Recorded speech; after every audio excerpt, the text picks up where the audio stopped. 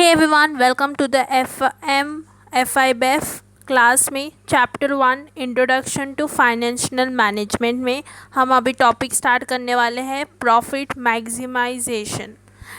तो profit maximisation है वो किस किस के लिए है? For M, risk, efficiency, source, easy और लिंक। ठीक है, इसके लिए है। और एक चीज़, वो अगेंस्ट किसके लिए है? उस किसके अगेंस्ट है वो? Risk, rate, short term, okay, short term, फिर अनएथिकल। ये सब इम्पॉर्टेंट चीज़ें हैं, आप नोट डाउन करोगे नोटबुक में, अच्छा होगा। और वो किसको इग्नोर करता है? It ignores the CSR, okay. फिर वो क्या इग्नोर करता है? It ignores non share holders, okay. जो शेयर होल्डर्स नहीं है उनको वो इग्नोर करता है, नॉन शेयर होल्डर्स। फिर टाइमिंग ऑफ रिटर्न, ओके, ये अगेंस्ट है। फिर नेक्स्ट आता है, नेक्स्ट क्या आता है? वेल्थ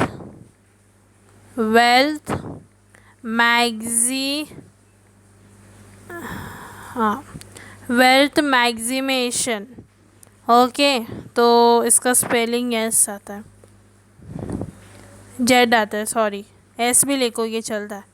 मैक्सिमेशन, वेल्थ मैक्सिमिनेशन, ये किसके लिए होता है? It is for long term, ठीक है, वो लॉन्ग टर्म के लिए होता है, रिस्क के लिए होता है, टाइमिंग के लिए होता है, और शेयर होल्डर्स के लिए होता है। ठीक है ना, इसके अगेंस्ट क्या है? ओके, किसके? उसके अगेंस्ट वेल्थ मैक्सिमिनेशन किसके अगेंस्ट है? वो अगेंस्ट है लिंक और फ्लक्चुएशन। ठीक है, ओके। नाउ आगे जाते हैं। आगे आता है सुपीरियर। नाउ सुपीरियर क्या होता है? अभी वेल्थ मैक्सिमिनेशन जो ऑब्जेक्ट है वो कंसीडर किया जाता है सुपीरियर, ओके। नाउ अभी हम डिफरेंस देखेंगे दोनों के बीच में, क्या डिफरेंस है। तो जब आप प्रॉफिट मैक्सिमिनेशन देखते हो, मैं शॉर्ट फॉर्म लिखी हूँ, पी स्टूडेंट समझ लेना, PM, ओके। PM मतलब प्रॉफिट मैक्सिमिनेशन, WM का मतलब वेल्थ मैक्सिमिनेशन, ठीक है। PM मीन्स प्रॉफिट मैक्सिमिनेशन में आप देखोगे वो अचीव करता है, अचीव्ड इन शॉर्ट टर्म, वो शॉर्ट टर्म में अचीव करता है। और जब आप WM मतलब वेल्थ मैक्सिमिनेशन में देखोगे तो वो कब अचीव करता है दोस्तों? वो लॉन्ग टर्म में अचीव करता है। देखो, ऐसे तुम याद रखोगे डिफरेंस बिटवीन, तो मीनिंग खुद से यहाँ से लिख सकते हो। SP में, इफ़ आप SP स्टूडेंट है FA 12 स्टैंडर्ड में, तो हम ऐसे ही करते थे। PM मतलब प्रॉफिट मैक्सिमिनेशन वो कंसिडर नहीं करता है, नॉट कंसिडर रिस्क, ओके, वो रिस्क को कंसिडर नहीं कर सकता, और अनसर्टेनिटी, ठीक है, ये दोनों को वो कंसिडर नहीं करता है। बट WM जो है वो कंसिडर करता है दोनों को, consider the both risk, okay, and uncertainty.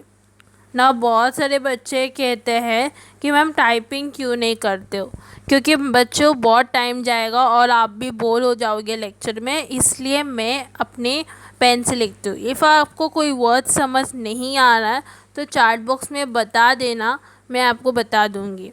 आपको वर्ड समझ आ रहा है, जो मेरे मुंह से बोला जा रहा है वो आप देख रहे हो, उससे आपको समझ आ जाएगा। इफ़ आप मेरे PDF रेफ़र कर रहे हो और कोई भी लेटर समझ नहीं आया तो वीडियो देख लेना, या आप डायरेक्टली मुझे मैसेज कर सकते हो टेलीग्राम ग्रुप में। ओके, जस्ट फ़ोटो भेजना और बोलना ये वर्ड नहीं आया मैम, समझ नहीं आ रहा है, तो मैं आंसर दे दूँगी। ठीक है। फिर प्रॉफिट मैक्सिमिनेशन। नाउ ये क्या नहीं कंसिडर करता है? ओके, नॉट कंसिडर, क्या कंसिडर नहीं करता है? टाइम को, टाइम वैल्यू ऑफ मनी को वो कंसिडर नहीं करता है। कौन नहीं करता है? प्रॉफिट मैक्सिमिनेशन। और जो FM नहीं, FM तो हमारा फाइनेंशियल मैनेजमेंट है, इधर में WM दैट इज़ वेल्थ मैक्सिमिनेशन जो है वो कंसिडर करता है, क्या कंसिडर करता है? टाइम वैल्यू ऑफ मनी को। ठीक है, time value of money. Next में देखोगे PM प्रॉफिट मैक्सिमिनेशन में ये अवॉइड करता है टू पे रेगुलर डिविडेंड। ओके, वो अवॉइड कर रहा है कि वो रेगुलर डिविडेंड पे करने के लिए। ठीक है, वो PM है, प्रॉफिट मैक्सिमिनेशन है। नेक्स्ट WM में क्या होता है?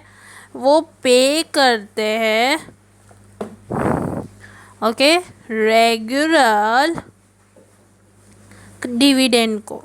ठीक है, वो रेगुलर डिविडेंड को पे करते हैं, उसको कहते हैं वेल्थ मैक्सिमिनेशन। ठीक है। नाउ अभी कुछ चीज़ें हैं जो मैं अभी यही क्लास में बताने वाली हूँ। देखो, वेल्थ मैक्सिमिनेशन या फाइनेंशियल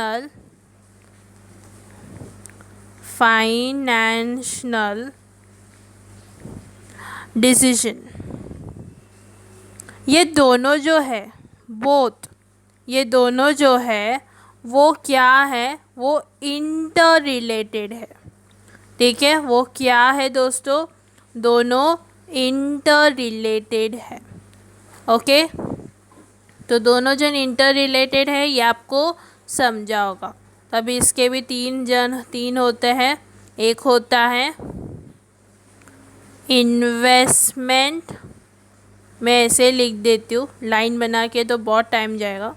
यस, पहला आता है इन्वेस्टमेंट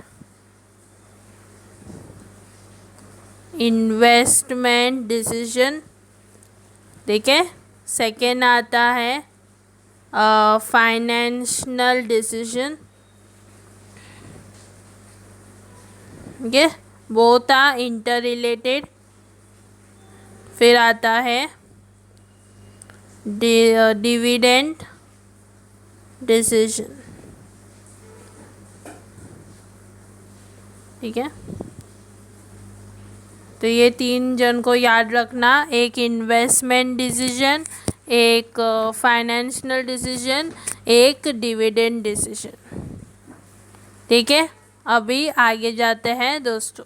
तो ये रहा अपना चीज़ें जो इम्पोर्टेंट थी, मैंने आज अभी एक्सप्लेन कर दिया। अभी हम आगे जाएंगे। ओके, और आज का डेट क्या है वो मैं लिख देती हूँ, नहीं तो बहुत सारे बच्चे कंफ्यूज हो जाते हैं। आज का डेट है 1 दिसंबर को ये वीडियो बनाया गया है। ओके, तो आप वो नोट्स को वैसे रेफ़र कर सकते हो। अभी हम नेक्स्ट देखते हैं। नेक्स्ट है अपना कॉस्ट ऑफ कैपिटल। नाउ मैं चाहती हूँ कॉस्ट ऑफ कैपिटल में यही इसमें ही चालू करूँ जिसमें आपको अच्छा लगे। ठीक है, cost of capital, it is cost of capital. Now cost of capital क्या होता है, चलो इसके बारे में जानते हैं। ये क्या करता है? ये रिप्रेजेंट करता है मिनिमम। ठीक है, ये क्या रिप्रेजेंट करता है? Minimum rate of return. Minimum rate of return required. ठीक है, और expected, okay, required by investors on the investment. देखो, मिनिमम रेट ऑफ रिटर्न की ज़रूरत है किसको? बाय इन्वेस्टर्स, किसके लिए? ऑन इन्वेस्टमेंट के लिए, ठीक है, that is cost of capital. ये जो है ये रेफ़र करता है weightage average cost of, WAC is weighted average cost of various sources of finance, okay, जो it refers to the weighted average cost of various sources of finance employed by firm, ठीक है, ये आपको समझा। सिर्फ first point important था, क्या represent करता है वो आना चाहिए, बस वो आया तो इजी पड़ेगा, ठीक है। चलो आगे जाते हैं दोस्तों। आगे तुम देखोगे कंपोनेंट्स आता है, कंपोनेंट्स,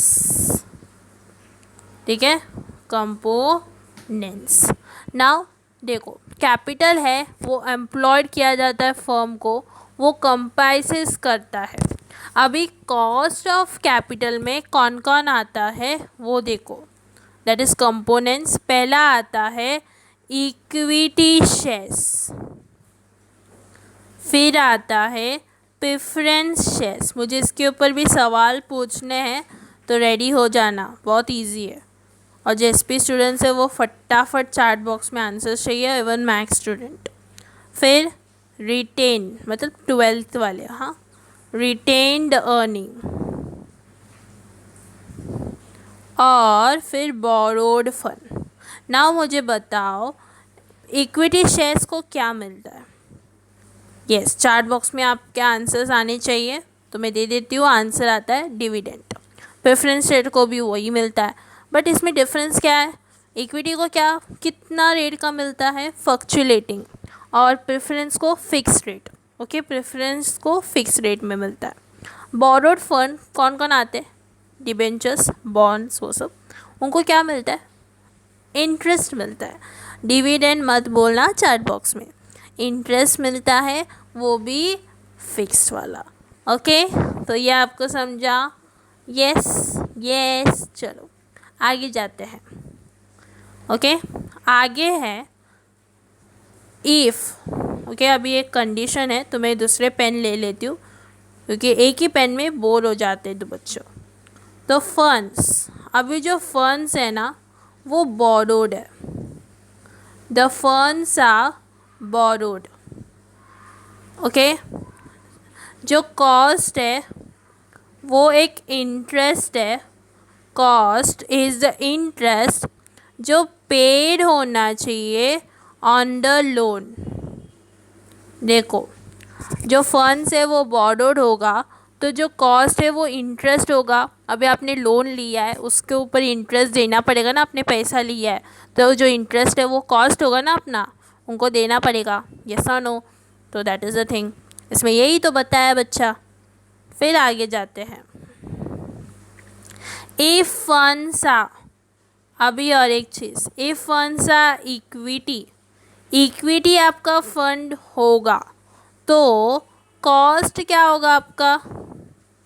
कॉस्ट एक रिटर्न होगा जहाँ इन्वेस्टर्स, जो अपने इन्वेस्टर्स है वो एक्सपेक्ट कर रहे कि बोथ इंक्रीज, मतलब कि वो हमसे उम्मीद रख रहे हैं कि वो इंक्रीज हो जाए स्टॉक के प्राइस में और डिविडेंड में, ओके। ये हमारे ऊपर उम्मीद रखने, अपना अच्छा कंपनी इसलिए उन्होंने पैसा लगाया और हमें से उम्मीद है कि कॉस्ट प्राइस और डिविडेंड इंक्रीज हो जाए।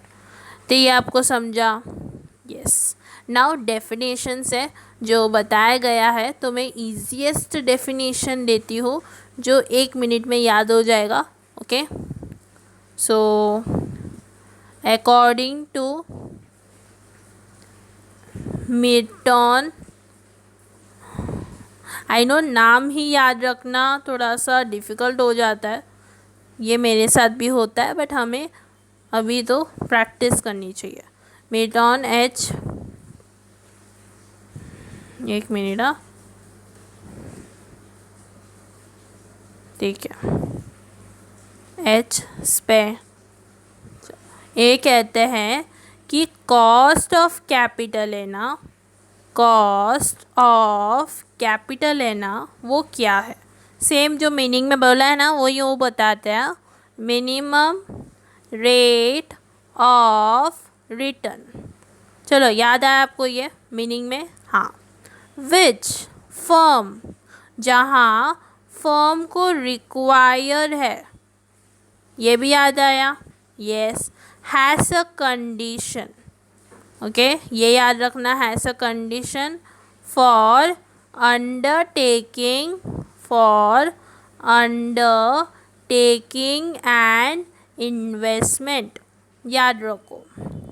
और एक किसी का भी है, वो कहते हैं कि एक मिनिमम रेट है रिटर्न का जो फर्म को रिक्वायर्ड है, has a condition undertaking and investment. ठीक है, आगे जाते हैं।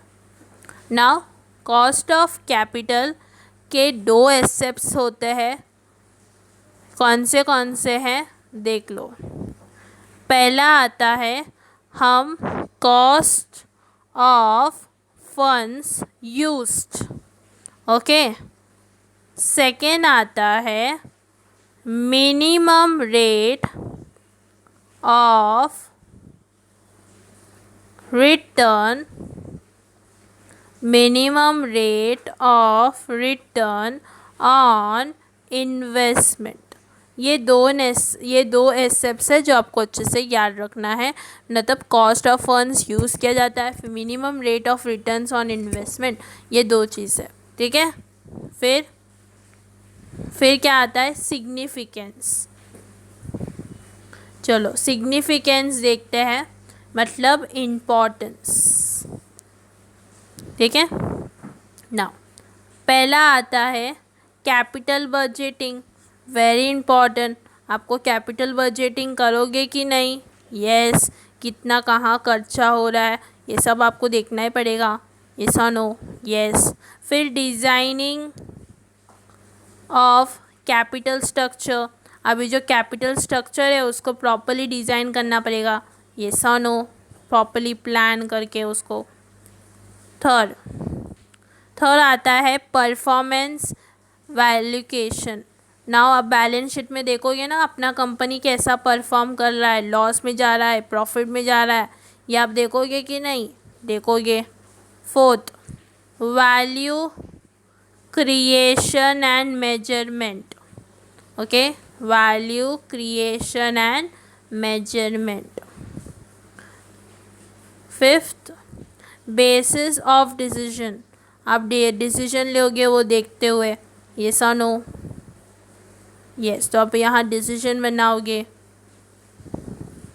फिर knowledge of firms expected income and inherit risk, आप पता लगाओगे कि फर्म्स के एक्सपेक्टेड इनकम कितने हैं और इनहेरिट रिस्क कितने आने वाले, कैसे ये सब करना है, ये सब आप सोचोगे कि नहीं, सोचोगे ना मैम, यस और नो, यस, तो ये सब आता है। फिर क्लासिफिकेशन ऑफ, देखो classification of cost of capital, पहला आता है हिस्टोरिकल कॉस्ट, हिस्टोरिकल कॉस्ट, सिर्फ आप क्लासिफिकेशन याद रखो, historical cost and future cost, okay, दो कॉस्ट है, पहला वाला historical cost and future cost. Second, ये सब ना आप लोग है ना इकोनॉमिक्स में पढ़ोगे, तो मैं जब इकोनॉमिक्स समझाओगे ना तब पे अटेंशन करना, कोई तो मैंने समझा दिया है, नहीं देखा तो वीडियो देख लो। Applied cost and implied cost, ये भी आता है, नहीं तो मैं इसके ऊपर सेपरेट वीडियो लेके आऊँगी, don't worry. specific cost and composite cost. Okay. Fourth, average cost and marginal cost. ठीक है, तो ये सब है average cost and marginal cost. Now specific cost of capital, cost of डेब्ट. मैं सिर्फ बता देती हूँ, कैरेक्टरिस्टिक ऑफ डेब्ट जो है, डिबेंचर्स, ये सब उसका फेस वैल्यू होता है, इंटरेस्ट रेट होता है, tax deductible, maturity, reduction value, market value और एक्टिपिट एंड इम्प्लिट कॉस्ट ऑफ डेब्ट होता है. बस वो इम्पॉर्टेंट नहीं था इतना, देन ऑल्सो मैंने बता दिया. ओके, सो आज का वीडियो इतना ही. नेक्स्ट वीडियो में मिलते हैं. नेक्स्ट वीडियो में मैं आपको जो एक्सप्लेनेशन बाकी है इसका अंडर का कंटेंट जो लास्ट वाला मैंने करवाया था वो मैं आपको बताऊंगी. क्लासिफिकेशन का बताऊंगी क्या है वो. ओके, और सिग्निफिकेंस का भी अंदर का थोड़ा बताऊंगी. ओके, तो नेक्स्ट वीडियो में मिलते हैं. उसके लिए हमारे चैनल को सब्सक्राइब कीजिए, लाइक कीजिए इस वीडियो को, और मिलते हैं नेक्स्ट वीडियो में. ओके, पीडीएफ आपको टेलीग्राम ग्रुप में मिल जाएगा. Okay, thank you friends, bye.